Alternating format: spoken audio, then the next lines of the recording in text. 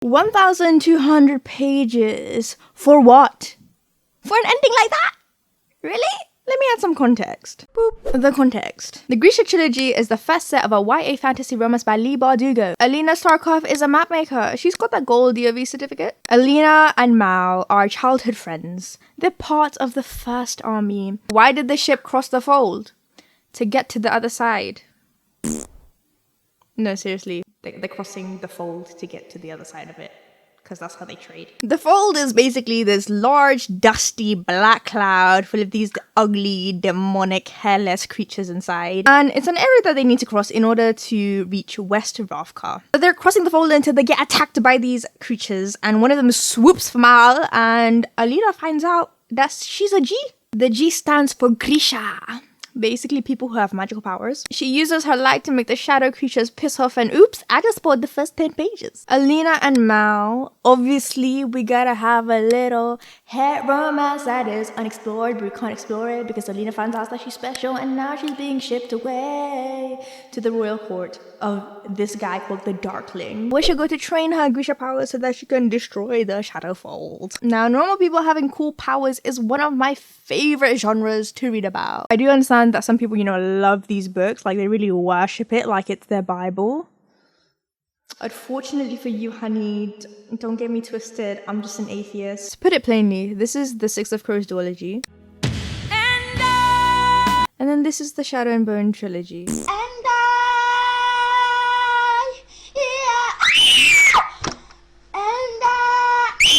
Six of Crows banged Shadow and Bone, knocked on the door, and then ran away. I feel like the Shadow and Bone series really explores your typical chosen one plotline. Alina, a nobody orphan outsider girl, is just, you know, destined to be like the second greatest Grisha alive. Right next to the Darkling without any training her entire life because, you know, just give it a couple of months and sooner than you know it, you'll be basically one of the best. Better than everyone else who has been training their entire lives. It explores themes like good versus evil, light and dark. She is the sun samana, she is the light. The Darkling is... It's in the name, isn't it? He's dark, he's power hungry, he's irresistible when he's 400 years old. If you have read the Six of Crows duology, you might be accustomed to POV switching, but don't worry. We don't get any of the POV switching in this trilogy. We're just stuck inside Alina's head for 1,200 pages. Alina is the MC in a YA, so you know she's gotta have that dull brown hair, mousy eyes, sickly looking skin, malnourished looking frame, starter kit. Now don't get me wrong, book Alina, I don't hate her. I just don't like her. She feels a little bit toast-like. She just feels like a vessel for the plot. And you know, this isn't a YA novel if we don't have some sort of love triangle, square, hectagon, pentagon, rhombus. Now, it's gonna be a bit spoilery, so unless you don't mind being spoiled, let me sum it up for you should you read Shadow and Bone. If you want to flesh out the world a little bit and you don't mind a bit of typical YA tropiness and a dead main character, then by all means, yes, read Shadow and Bone. The entire series, I give it an average rating of like 2.58 out of 5. How do you know what a good book? That's my opinion! So, bit of spoilers now. Alina's been Lara Jeaning Mal because she's like, boo, I miss you. She learns to let go of her need of men for now. She's like, we are never ever getting back together. And when she finally does, then she can unleash her true power. Now, if that isn't a metaphor. Meanwhile, the Darkling is telling Alina that she is the only hope that he has to get rid of these dusty clouds and that he's gonna go out and kill Harry Potter's Patronus for her so that she can have special powers. Now, do I like the Darkling? No, I do not like the Darkling. There was one good scene in the beginning where he cut someone in half. But then ever since then, So Alina and the Darkling, they kiss a few times and at first I was a bit shook. But then I was like, if Twilight taught us anything, it's that age doesn't matter. If he's a magical creature, age doesn't exist, basically. Throughout the entire series, Alina is like, oh my god, Darkling, please stop it. I love Mal. You know, Mal. And And it's just like, the Darkling just sees you for your power, okay? He just wants to collar you up.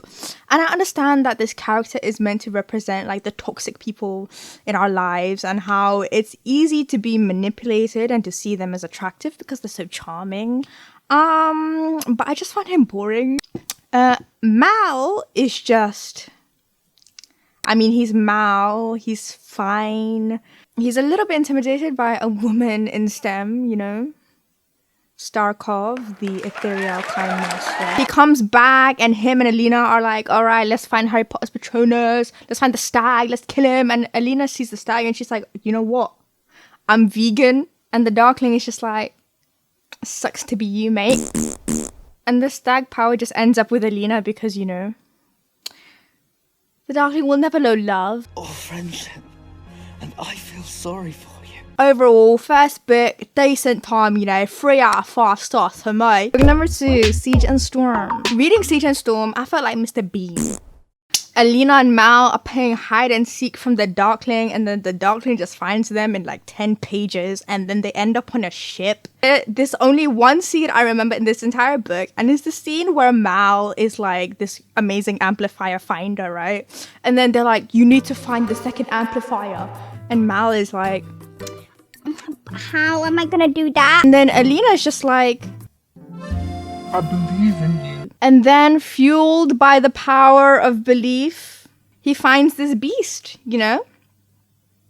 Cher was right.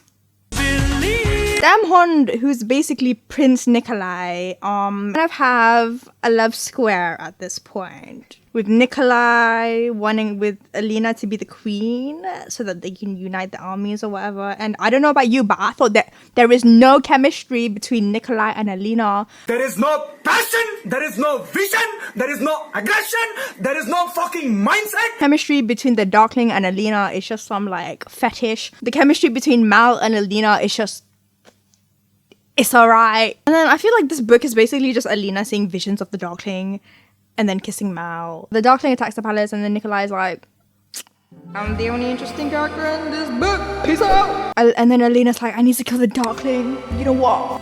I'm gonna sacrifice my life. And then she gives him all of her powers and somehow their powers mix. And then I guess they run away at the end. I don't know.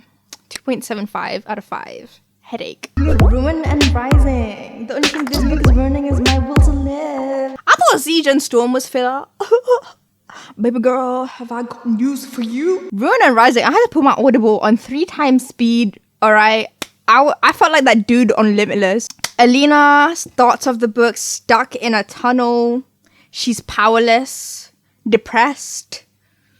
She's basically me. And then she's like, you know what? I need them drugs, fam. Give me the lost amplifier. A big ass spoiler. I can say I did indeed gasp when I found out that Mal was the lost amplifier. I was like, bitch, I knew you did not just have some sensitive ass nose hairs, alright? You too were born into some sort of special, talented, privilege, amazing, you know, just fate. The Darkling and Alina fight at the end. Mal dying. What did I feel? I felt a little bit sad, but I was just like, alright, rest in peace, my brother. Alina losing her powers at the end because what is infinite?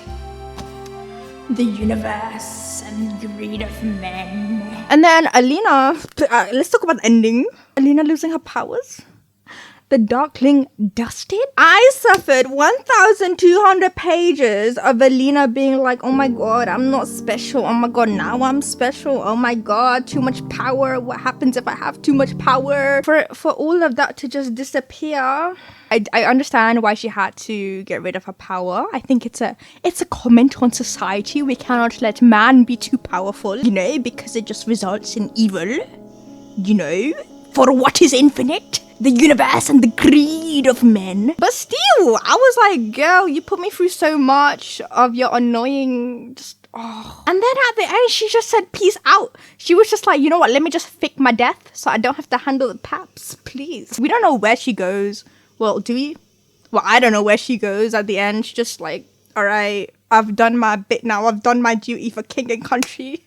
Leigh, I feel like she does this thing where she like, the beginning kind of bangs, the middle just drags. The ending just bangs too, and it's like, okay, miss, I know the peak end rule. Unfortunately for you, I did a little bit of econ myself, you know. And it's like, okay, I understand. Maybe her inspiration for this book structure was like life, you know. You come out the womb, bangs, everyone's excited.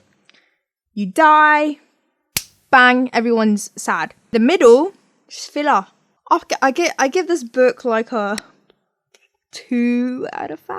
It's not that bad, but it's just a bit like, when you compare Six of Crows to Shadow and Bone's just like, yes, girl, give me nothing. From the point of filming this, I have not yet seen the series, okay? If I have seen the series, it's either going to be somewhere up here or in the comments or in the description below for the link to watch me react to the first episode with Nadia from The Ordinary Dreamer. I want to hear some thoughts about what you guys thought of the Shadow and Bone trilogy. That's it really. If you did enjoy this, I would appreciate a little subscribe. If you want to hear me talk about my suffering a bit more, I do have a Twitter and an Instagram.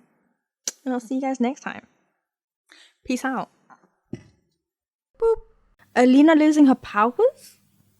The Darkling dead? You know what? The Darkling can die at.